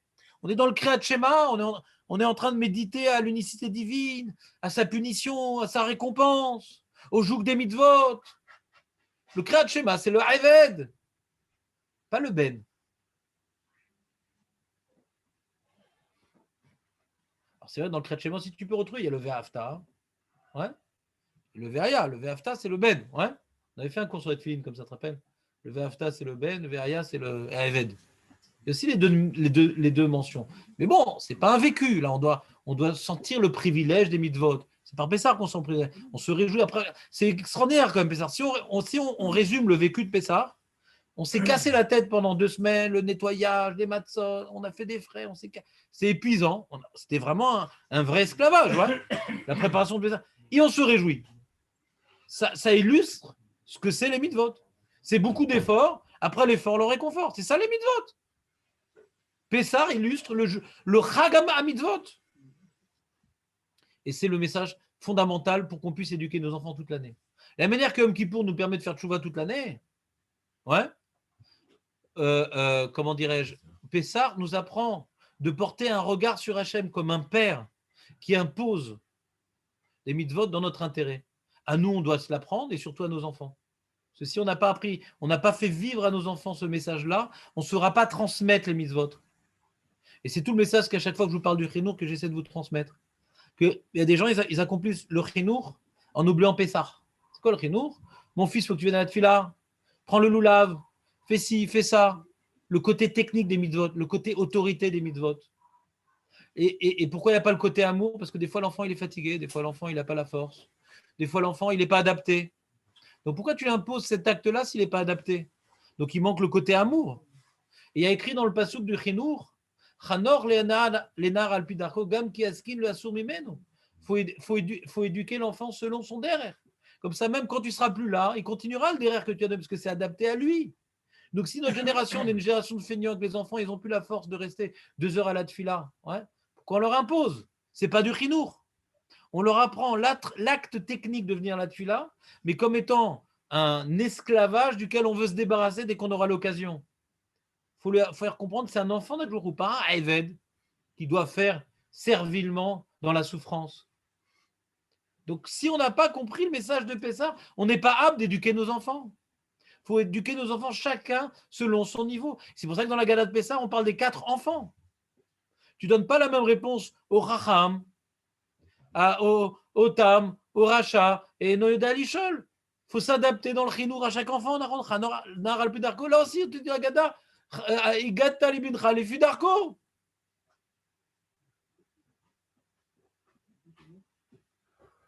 Qu'est-ce que tu en penses, Dan?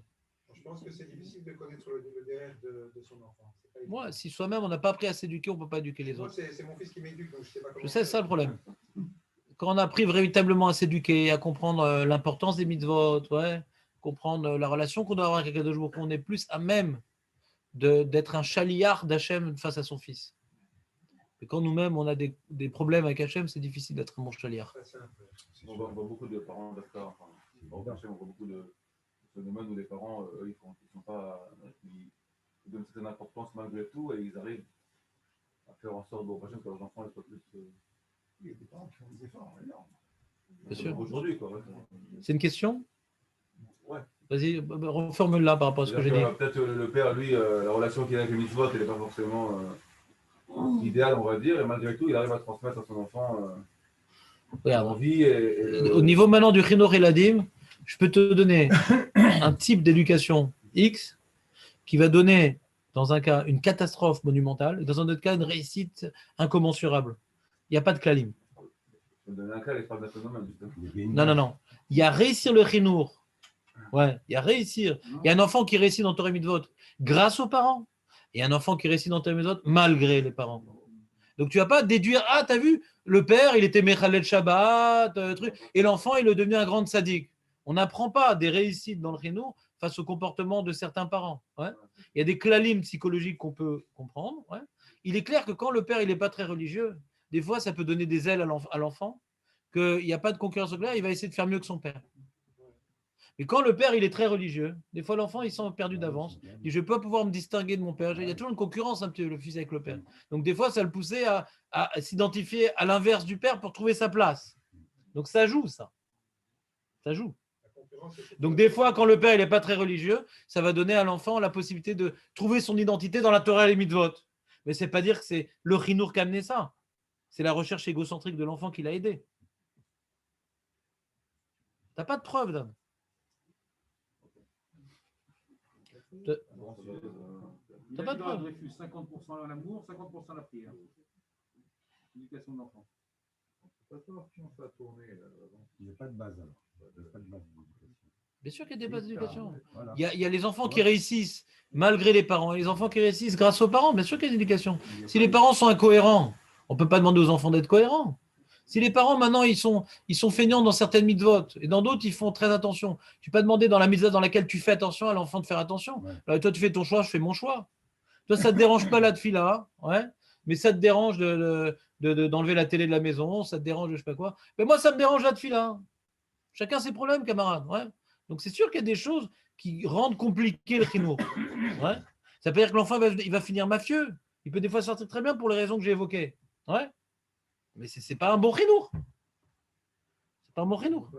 Le but, la base du chinour, c'est d'être un bon exemple pour ses enfants. C'est la base du chinour. C'est la dougma ishit. Ça s'écrit dans les livres ancestraux. La dougma ishit. C'est baroux, c'est Meot Rachouv, la dougma ishit. Juste une illustration pour rappeler ce principe-là. Ouais. Qui n'est pas confirmé dans les faits, comme j'ai expliqué. Mais c'est un principe. Ouais. C'est que le Rav Moshe Feinstein, il y a quelqu'un qui est venu le voir. Il dit voilà, c'est un homme d'affaires. Il avait 1 heure de libre dans la semaine. Cette heure de libre, ou bien j'étudie avec mon fils, ou bien j'étudie pour moi. Le Rav Moshe Feinstein dit étudie pour toi. Comme ça, il voit ton fils que l'heure de libre que tu as, tu étudies la Torah. Si l'heure que tu as, tu étudies avec lui, ça lui prend la tête que tu étudies avec lui. Ouais. Il ne voit pas que la Torah, c'est important. Il voit que tu lui prends la tête en étudiant avec lui. Mais quand l'heure de libre que tu as, tu étudies la Torah, et il ne le subit pas, ça. Donc, il a un exemple de quand j'ai du temps de libre, j'étudie la Torah, ça va plus l'aider que tu étudies avec lui.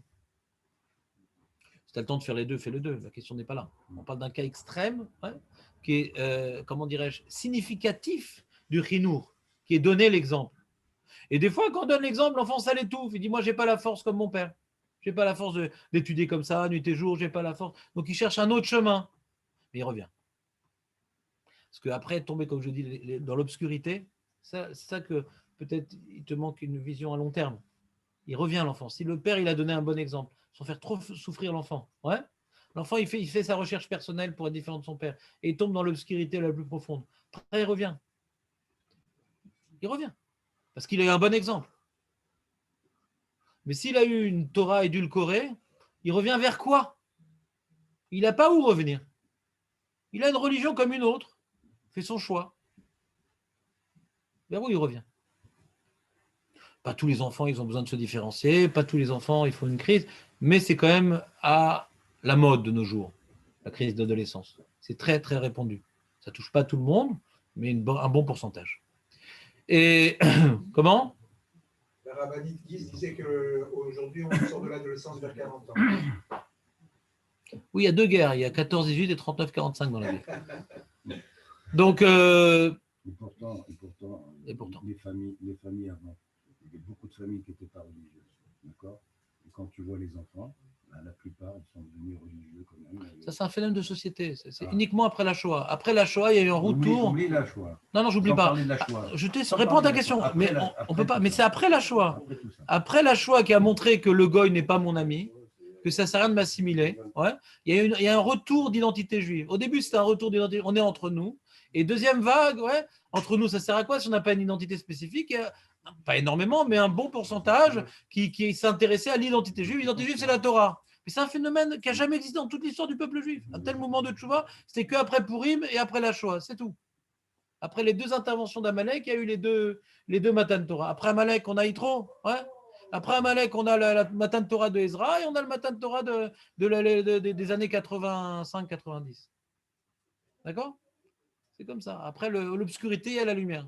Et que deux fois dans l'histoire de l'humanité. Sinon, les Juifs assimilés jamais reviennent. Jamais les Juifs assimilés reviennent au Judaïsme. Dans l'histoire du peuple juif, ils disparaissaient pour toujours. Jamais il y a un moment de tchouva. Jamais. Lire l'histoire. Jamais. Jamais de tchouva. Jamais des balais de tchouva. Jamais. Ça n'existait pas. Ouais, ça n'existait pas. Le seul tchouva qu'on ait connu, c'est sous Ezra et à notre époque. Il y a des individus qui font tchouva. Il y a des gens qui se convertissent, de la manière qu'il y a des goïms qui se convertissent, il y a des juifs qui font tchouva, ça existe. Ouais. Mais des phénomènes de société, nicht. Il n'y avait pas. Revenons à notre sujet. Donc, vous avez compris, c'est une soirée très lourde. Même si on n'a pas d'enfants, pour nous, Hachem, il est bon, et les méthodes, c'est pour notre bien, mais on n'a pas le choix de les accepter, de les refuser. C'est un joug. C'est bon? Ça, c'est le grand message de cette année que je voulais vous transmettre. Il reste 10 minutes, on va le faire quand même. Ah, on n'a pas fait la lachot au fait. Faire un peu de la lachot, non? Le vendredi, David, tu veux les attendre du vendredi. Le bat à gadol. Il n'y a aucune complication cette année. Ouais. C'est très facile, je ne vois pas du tout c'est quoi votre problème. Je suis perdu. Ouais, alors laisse-moi la possibilité de t'expliquer, ce serait gentil. Oui, je sais. C'est très facile. Il y a donc, comment on fait? On a donc jeudi, ouais, soir. Tarzan, suis la chita, moi tu m'écoutes.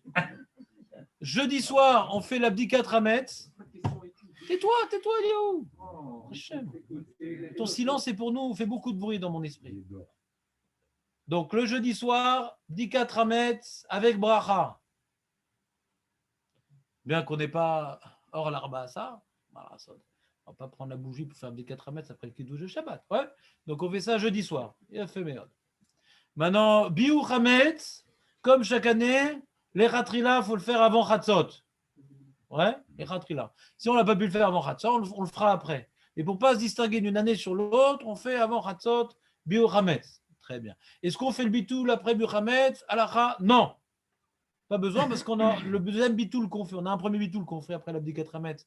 C'est d'éliminer l'importance dans nos esprits du Hametz qu'on n'a pas vu. Mais on ne parle pas de celui qu'on a vu, parce qu'on en a encore. Ouais, on en a encore. Et le lendemain, chaque année, normalement, on fait un deuxième. Quand on ne peut plus manger de Hametz, au moment où on fait la srefa, on fait le bitoul de celui même qu'on a vu. On fait le bitoul de tout. Ouais. Il n'y a plus rien, il ne reste plus rien.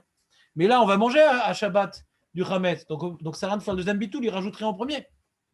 Ça sert à rien de faire le deuxième bitoul, il rajouterait. Donc quand est-ce qu'on va faire le deuxième bitoul? Le Shabbat. Matin. Quand on a fini notre Seouda, ouais, on va aller jeter le Hametz dans les WC. C'est un bio Hametz. Ouais, on va jeter le Hametz dans les WC et on va faire le bitoul.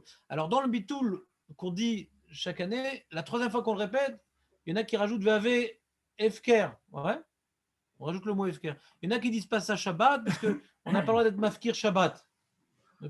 Donc, le Nossar du bitoul qu'on dit à Shabbat, on répétera 3 fois la même phrase, même la troisième fois. On ne dira pas qu'Efker. D'accord? Très bien. Donc, on a fini avec l'abdika, on a fini avec le bitoul, on a fini avec le biour. On fait une srefa. Non, on fait une srefa. Note les questions, à la fin, je répondrai. On fait une srefa. Non! Même dans le sujet. On fait une srefa le vendredi avant l'heure de. Je reprends. On fait une srefa le vendredi avant l'heure de. Avant Hatzor, donc à 11h30. Ouais, et on vient. On ne fait pas le bitoul après, mais on fait le Yuratson. Les gens qui aiment bien faire le Yuratson, du Srefa, etc., ils peuvent le faire, il n'y a aucun problème, ça n'a rien avec le bitoul. Ça peut dire les petites textes rajoutés en petites lettres. Ils peuvent le dire, il n'y a pas de problème, c'est juste le bitoul. Kol Khamira, il ne le dit pas. Ce n'est pas sourd de le dire, ce n'est pas nécessaire de le dire. Il ne sert à rien parce que c'est le même que celui qu'on a dit la veille. Voilà, arrivé maintenant le vendredi soir. Alors, qu'est-ce qu'on arrive le vendredi soir? On fait Adakat Nerot comme d'habitude. Ouais. On fait le kidouche comme d'habitude, mais les plats qu'on a préparés, ça c'est pas de la lara, c'est l'esprit pratique, ouais, conseil de vieille grand-mère.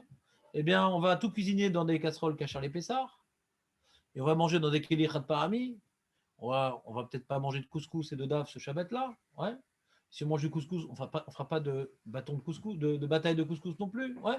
Donc on va manger des pitotes, des choses qui viennent pas trop s'émietter, ouais.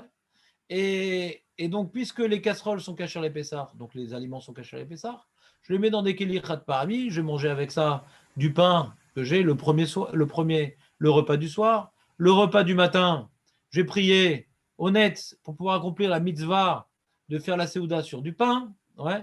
Donc, pour faire la séouda sur du pain, je vais devoir avoir fini mon repas de pain, enfin, ma consommation de pain, on va dire pour plus exact, à 10h12, ouais. Et donc, il faut donc prier tôt pour pouvoir finir, avoir mangé son pain à 10h12. Très, très bien. Séouda Shishit, on ne peut pas manger de pain, bien entendu, ça sur Minatora. On ne peut pas manger de matzot ni le matin, ni à Séouda Shnia, ni à Séouda Shishit, c'est assourd de manger des matzot. C'est comme aller avec sa fiancée ouais, juste avant le mariage c'est ce soir. Qu'est-ce que tu manges maintenant, la matzah? On a parlé de manger de matzah. Ouais. Matzah, Shira, ceux qui permettent, ceux qui s'appuient sur la rabbanout, qui donnent un cher sur la matzah Shira, Papuchado et Gategno, ceux qui prennent le risque de manger la matzah Shira, ils peuvent faire la soudachit sur matzah Shira, ils peuvent même manger Arba Betsim et ils feront Birkat Amazon et Motzi sur matzah Shira. Ouais.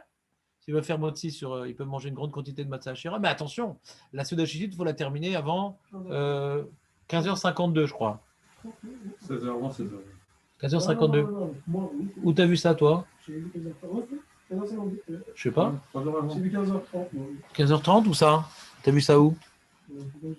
De quelle année? Bah, c'était 2009. 2009.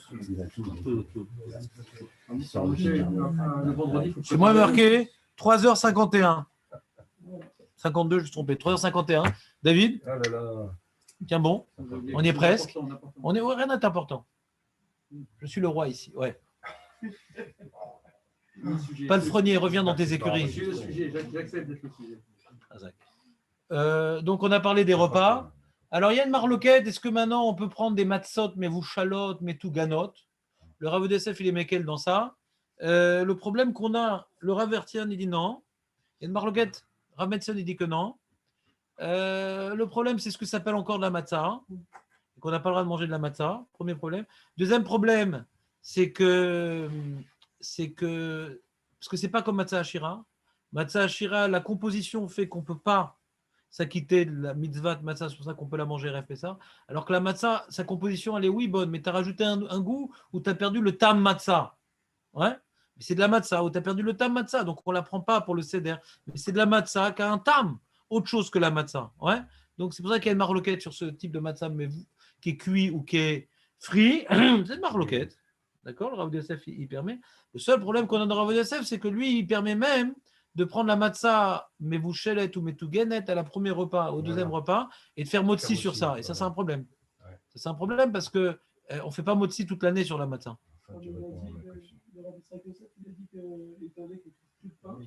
Mais c'est faux. C'est une erreur. C'est faux. Moi, il peut venir chez moi, il y a du pain. Au premier repas et deuxième repas, il y a du pain. Comment il peut dire de faire motzi au premier et deuxième repas? Peut-être tu n'as pas écouté ce qu'on parlait. Premier et deuxième repas, il dit de faire motzi. Pourquoi il n'y a plus de pain? Il y a du pain. Bien sûr qu'il y a du pain. C'est quoi ce truc-là? C'est quoi ce truc-là? C'est quoi cette invention? D'accord. C'est-à-dire, il a raison, mais je ne comprends pas. D'accord. Il a raison, à 100%, mais je ne comprends pas.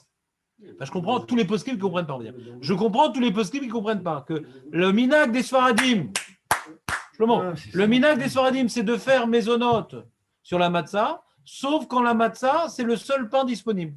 Et elle devient motzi. Ça, c'est le minag des Sfaradim. Donc, à Pessah, la matzah qui est le seul pain disponible, on fait motzi. Même si, par exemple, Shabbat tombe, motzi jvi chez le Pessah, puisqu'il n'y a pas de pain disponible, ouais. Alors on va faire encore motzi sur la matzah. Parce qu'on n'a pas pu racheter le chametz. Ouais. D'accord? S'il te plaît. S'il te plaît. On l'a lu hier soir. Très bien.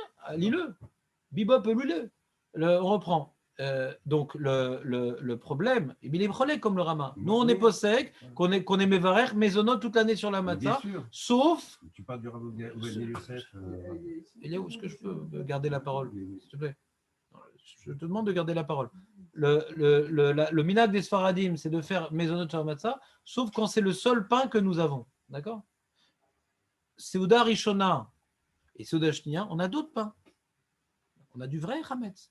Seuda Shlishit, on peut faire motzi sur la matzah. Souda Rishna et Shnia, je comprends mieux l'opinion des poskim qui disent ben non, c'est mésonote, ça reste mésonote. D'accord? Que maintenant il n'y ait pas dans les commerces, il pourrait avoir dans les commerces. Hein. Il pourrait avoir dans les commerces. Tu peux faire une macolette, comme on dit, Shabbat ouverte, que Sœur Mitzvah pourrait servir là. Il pourrait avoir. Techniquement, il n'y a pas dans les commerces. Comment ce problème? Parce que techniquement, il n'y a pas dans les commerces. Ça a influé sur la bracha. Je ne comprends pas. C'est-à-dire, je vais dire que c'est faux. Moi, mon petit cerveau ne comprend pas une telle halakha. On peut en avoir chez soi. Oui, on peut en manger. Donc, ce n'est pas mon pain. Parce que le terme commerce, ça vient d'où? Je ne sais pas. C'est ce qu'il a dit au nom de Rav Yosef. Je comprends pas. Ça veut dire quoi? C'est tant qu'on peut manger du pain, la matzah est mésonote. Elle est secondaire. Quand j'ai plus de pain, la matzah devient prioritaire. Mais j'ai du pain. Pourquoi elle est devenue secondaire? J'ai du pain. Pourquoi elle est devenue prioritaire? J'ai encore du pain. D'accord? Donc je ne suis pas un possèque, je suis rien. Je vous rapporte juste l'opinion des poskim qui ne partagent pas cette opinion, que je comprends. Alors pourquoi Rav Yosef il a fait cette coula-là de faire Motzi Birkat Hamazon? Je veux dire le secret. Ouais. Parce que dit s'appuie sur le Rama, mais il s'en fout. C'est le premier à s'en foutre royalement du Rama, le Rav Yosef. Oui, Et on est Sfarad, on s'en fout du Rama. Pourquoi là il a pris le Rama? Parce qu'il parle au public large. Du public large, il a peur qu'ils aient du Hametz et qu'ils le gardent, qu'ils prennent du pain pendant pas le Shabbat, c'est tout. Il a peur du Hametz, c'est tout. Donc il a fait une coula. Mais quelqu'un maintenant qui n'a pas de risque, laissez parler. Quelqu'un qui n'a pas de risque, parce qu'il va manger sa soudade du Hametz, c'est une coula Hatsuma, que je ne comprends pas. Mais c'est une grande coula pour sauver du Hametz. Que dire qu'on puisse faire, pour calmer les gens qui ne fassent pas mes dit tu peux faire Motzi, il s'appuie sur le Rama, mais ça racole, c'est une coula Hatsuma. Dans sa chorma, il a vu le public large qui allait manger du Hametz, garder du Hametz, donc il a fait cette coula-là. Mais pour un public de l'homme des Torah et qui ont la discipline de respecter le Hametz, je ne comprends pas cette coula. C'est tout. Pour les besoins de l'heure, je comprends qu'il ait fait cette coula-là. Mais pour nous, je pense pas qu'elle soit nécessaire. On peut manger du pain et faire attention. D'accord? Donc, qu'est-ce qu'il y a d'autre comme question? Quand on va faire le kidouche, durant... Il est 10h01, c'est des heures sup. Ma femme m'attend, je vous demande de me laisser la parole entièrement. S'il vous plaît. On reprend. Quand on va faire le kidouche pour Pessah, c'est un kidouche qui s'appelle Yaknaz, on va faire l'Avdallah. Donc, le problème d'Avdallah, c'est qu'il y a le nerf. Et le nerf, si tu prends ton nerf habituel de l'Avdallah, il va durer pendant 5 heures, il va te brûler la nappe. Parce qu'on ne peut pas éteindre le feu. Donc, comment tu fais sur le nerf? Donc, fais préparer à l'avance, avant Shabbat, dans une semaine, vendredi prochain, prendre des chauffe-plats, planter dedans 2 ou 3 allumettes, faire une avocat, et quand on va arriver à la bracha du nerf au milieu du kidouche de l'Agada chez le Pessar, on va prendre une petite flamme qu'on va faire passer là-bas pour faire la bracha sur le nerf. On ne va pas prendre le nerf habituel, comment tu vas faire pour le tenir, il va s'éteindre. C'est un problème technique qu'il faut connaître. Il faut préparer des petits trucs qu'on met sur la table, c'est ça? Comment tu fais le nerf de l'Avdallah? Tu prends ton nerf habituel, comment tu l'éteins, Yom Tov? Tu ne peux pas l'éteindre. Alors, conseil technique. J'ai vu, ils en vendent à Bnei-Brak. Des petits nerfs d'Avdallah dans un truc en ciment. Quand ça t'éteint, ils en vendent, j'ai vu. La femme, elle en a acheté un. Un petit nerf tressé d'Avdallah, dans un chauffe-plat cimenté. D'accord? Donc quand ça va arriver au bout de, je sais pas moi, 10 minutes, un quart d'heure, ça s'éteint tout seul. Et je n'ai pas transgressé l'interdit d'éteindre. Si tu prends ton nerf habituel d'Arbi Meir Balanes du nerf d'Avdallah, tu t'amuses. Obligé, c'est dans la galotte de Pessah. On fait l'Avdallah normal. On fait pas Bessamim parce que c'est Yom Tov, on fait pas Bessamim. Mais dans le Kiddush, on fait Yahin, Kiddush, Yaknaz. Yahin, Kiddush, Avdallah, Yak. Non, Ner, Haz. Et Avdallah, Shechianu. Dans l'Avdallah, dans la Gada que je vais vous imprimer dans Hachem au courant de la semaine prochaine, il y aura dans l'Avdallah que le Notsar de cette année. Pas avec des parenthèses. L'Avdallah, la Gada de cette année. Sans rajout. Tu peux nous ramener ce nerf? Non. Et parce que le jour où je viens, tu ne seras pas là pour le prendre. Je serai là. Qu'est-ce qu'on fait si on n'a pas Comment? On plante. On plante 2 allumettes. Bah, je sais pas, trouve une technique. Il ne faut pas éteindre le feu. Trouve une technique. On l'a fait l'année dernière. Comment? Non, Avdallah, quand on fait le nerf, il faut 2 mèches. Il faut avouka. 2 allumettes que tu plantes. Quoi? Avouka. Pour l'Avdallah, c'est boré mais oréach. Il y a des lumières du feu, donc une mèche, ça ne suffit pas. Les Bédiavad, on peut prendre une mèche. Les Khatrila, il faut plusieurs mèches. On prend 2 chauffe-plats. Non. Avouka. Les 2 mèches, ils se pensent. Avouka. Avocado. Qu'est-ce qu'on a d'autre à la route? Donc, Troisième Souda, finalement. troisième Souda, Le Chichit, c'est compliqué. c'est ce que j'ai dit. Avec quoi ça Alors, le plus important, Matzah Shirano, on ne mange pas, bon Hachem. On respecte l'opinion de Rav Mordechai Leo qui dit que c'est Hametz. Toi, tu fais quoi, toi, Chichit? Soda Shlichit, on Bah, je mange des pommes de terre et de la viande. Voilà, c'est tout. Ah, La viande, ça passe avant les fruits d'Eretz Israël. effectivement, là. Qu'est-ce que j'ai dit?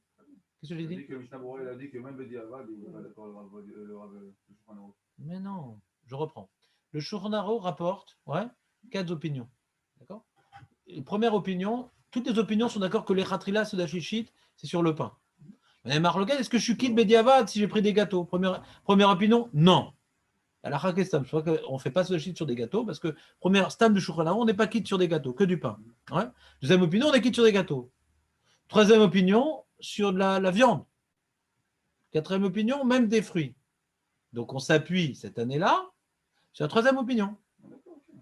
C'est tout. Lama, je voudrais éviter à Deot à Elou. Béchat Atrak. Lama évite à Deot. Pourquoi je voudrais rapporter cette opinion? Béchat Atrak. Et cette année, c'est Béchat Atrak. Donc, c'est mieux que les fruits et légumes, la viande. La viande, ça passe avant les fruits et légumes. Bassar Vedagim, ça passe avant les fruits et légumes. Bassar Vedagim. On peut daguer. Tu peux daguer comme tu veux. Dag mis à part. Avant 3h51, on termine. Il ne faut pas être rassasié, il faut avoir de l'appétit. Donc, on finit la Séouda, finit toute la Séouda à 3h51. On fait Mincha, les Khatrila, il faut faire Mincha Gedola. Pour faire les Khatrila, Séouda Shishit après Mincha. Les Khatrila, il faut faire Séouda Shishit après Mincha. Quoi? On fait le repas en vrai. 2h, 2h. On mange à 2h. Alors 3h, pourquoi 2h? Si le matin on se lève tôt, on va peut-être prendre un petit. Est-ce qu'on peut faire un petit déj le matin? On peut faire ce qu'on veut, mais les Khatrila, la Séouda Ikarit, c'est la Séouda Shnia.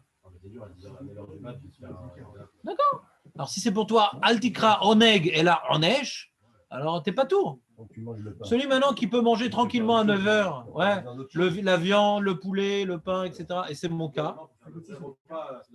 Comment? On fait moti sur des carottes. Celui qui fait moti sur les carottes, il chayav carottes. Ouais. Il a un Gezardine. Gezardine. Quoi? Les galettes et le marron. Alors le soir de Pessah, le soir de Shabbat, vendredi soir, les matzot yad sont mouxés. Je suis sûr qu'on ne va pas les manger, pas touche. 180 shekels le kilo, faut pas être fou. Faut faire manger des lingots. Ouais.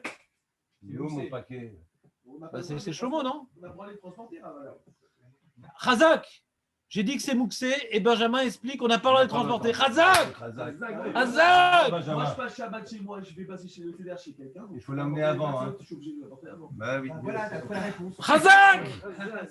C'est pratique. Et la marron, on peut le vérifier le samedi sans oublier. Alors non, de mettre les salades. Les enfants. Ça coûte cher. De mettre les salades dans de l'eau savonneuse et du vinaigre, c'est assourd parce qu'on tue des bêtes potentiellement. On n'en a pas le droit. Donc si on a été l'imbécile heureux de l'année et qu'on n'a pas fait l'abdicat des salades, c'est même les salades gouchatives, il faut les vérifier. Oui. Parce que dans les plastiques peut rentrer des moucherons, des trucs, etc. Il peut y avoir des bêtes. Il n'y a pas un grand pourcentage de bêtes, mais il y a un nettoyage obligatoire et c'est écrit sur papier. Mais on peut tuer en mettant dans l'eau savonneuse, etc. des choses. Donc on ne peut pas mettre dans l'eau savonneuse comme d'habitude. On ne peut pas. Alors comment on fait? Si on n'a pas fait la vérification des salades avant Shabbat, on regarde chaque feuille comme à la viande des peuples. Et on rince sous l'eau et on regarde pas, on part transparence, il n'y a pas de bête. On peut être bodek et quand on voit une bête, on enlève avec un peu de salade. C'est la seule manière qu'on peut vérifier les salades. On le fait vendredi, ça. Parce que c'est mouxé la bête. Mouxé la bête. C'est tout le minatsad. Hein? C'est pas borer aussi. Les borer et mouxé. Parce que Mistamora dit quand tu prends du bon avec du mauvais, du mauvais avec du bon, c'est pas borer. Qu'est-ce qu'il y a d'autre comme question, David? C'est quoi qui te pendait à la langue? La question, c'est que si je ne veux pas faire avec du pain, est-ce que je fais quand même l'abdika le samedi? Je n'ai pas fait de pain. L'abdika le samedi. Non, Dan, toi qui es tunisien, tu peux traduire? Le truc de la prière qu'on fait le samedi. Pas la prière. Le bitoul. Le bitoul, ouais. Si j'ai décidé de ne pas manger de pain vendredi et samedi, je dois quand même faire ça ou non? Je n'ai pas besoin. Quoi? Ce bitoul là, samedi midi, je le fais parce qu'il me reste un peu de pain de la souda que j'ai faite. Ouais, fais-le Besmano. Si j'ai pas mangé, j'ai voulu faire Si la maison elle est nickel, t'es sur les cachets à l'épaisseur depuis avant vendredi. Bon, j'imagine que tu peux le faire vendredi. Ouais. On refait pas samedi. Ouais, t'as pas besoin, c'est plus très bien. C'est pas le préparatif, on dit Shabbat pour la fin. Comment? Préparatif Shabbat pour la fin. Bah, par exemple, dis-moi. On prépare rien, j'ai pas de- Eruv Tafshilin? Pourquoi? C'est dans l'autre sens, Eruv Tafshilin. C'est quand c'est Yom Tov avant Shabbat. Comment? Alors, ouais, on n'a pas le droit.